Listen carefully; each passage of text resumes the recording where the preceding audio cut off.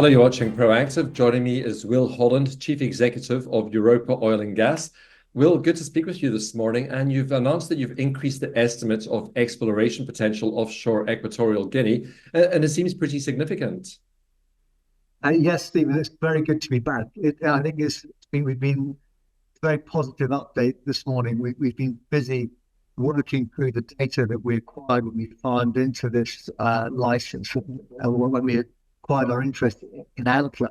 And we part of the farming consideration was to acquire all of the seismic data. So we've been analysing that seismic data. Now we initially had just identified 3 prospects on the license, and they were the basis of the original numbers which we put out when we did the deal. So we further analysed that data, and we can now see that there's actually additional prospectivity beyond what we thought. So the original three prospects have been better defined.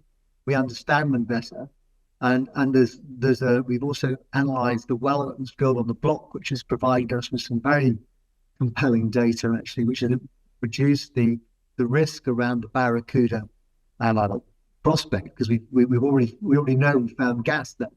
But on top of that, we wanted to make sure we understood what the other prospectivity in the block was. So when we're looking for a farming partner, we can explain that there's more running room than the original 3 prospects that we've had. So we've increased our prospective resources by 50%. And we now have a gross mean prospective resource of over 2 TCF gas. That's very, very exciting. Will, this follows an analysis you did of an old well on the block. Could you take us through what you found there?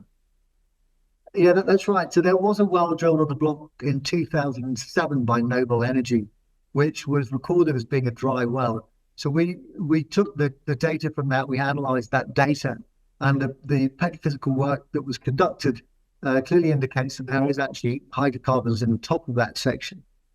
So that well is drilled down dip on the Barracuda structure. So we've proven now that there's gas down dip of the structure which we're drilling. So we're going to be drilling further up dip from that, and that reduces the risk on that Barracuda prospect. We were originally saying it was 60 to 70% geological chance of success. We now firmly believe that it's 70% geological chance of success.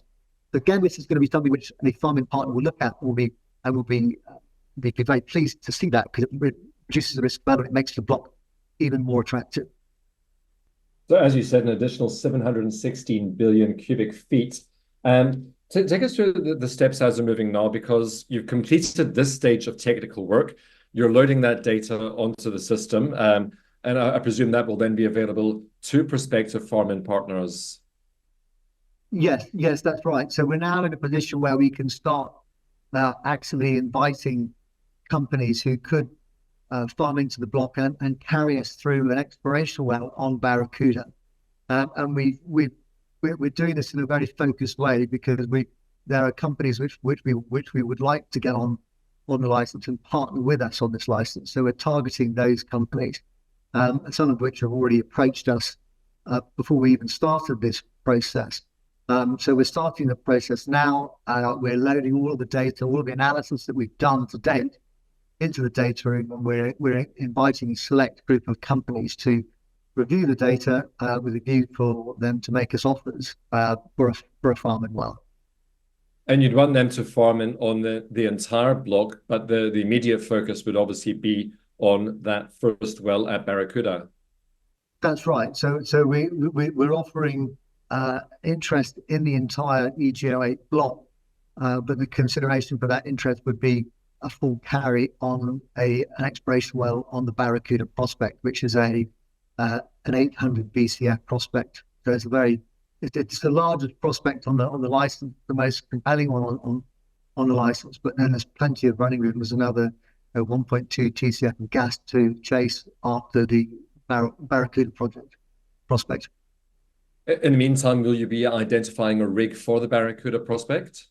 So we've been doing a good amount of work on rig availability. This is jack-up rig territory, so we're not looking for a semi-submersible rig. There there are plenty of jacked up rigs in the area, and we're engaged with the rig providers. We're looking to try and secure a rig for sort of second half of next year, because obviously when you're drilling these wells, you need to order long lead items, and there's a fair amount of planning that needs to go to put in place ahead of drilling the well. So when you look at the timeline to drilling, you say, well, okay, let's get a farming deal done before the end of the year. And farming deals are notoriously hard to predict, particularly with larger companies, which often take longer to assess data and often take longer to go through the approval process they need to farm into a license like this. But I believe this is a very compelling license, and it's the type of thing which the companies which we're targeting are interested in, i.e.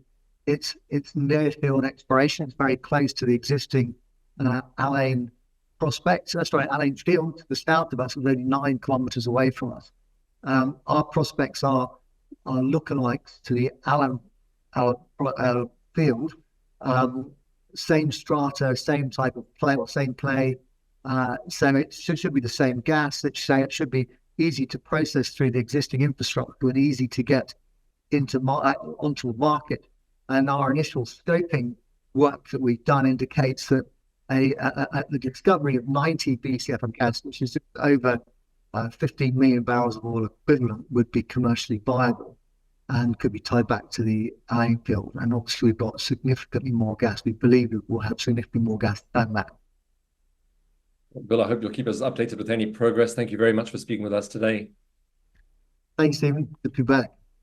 That's Will Holland, Chief Executive of Europa Oil and Gas.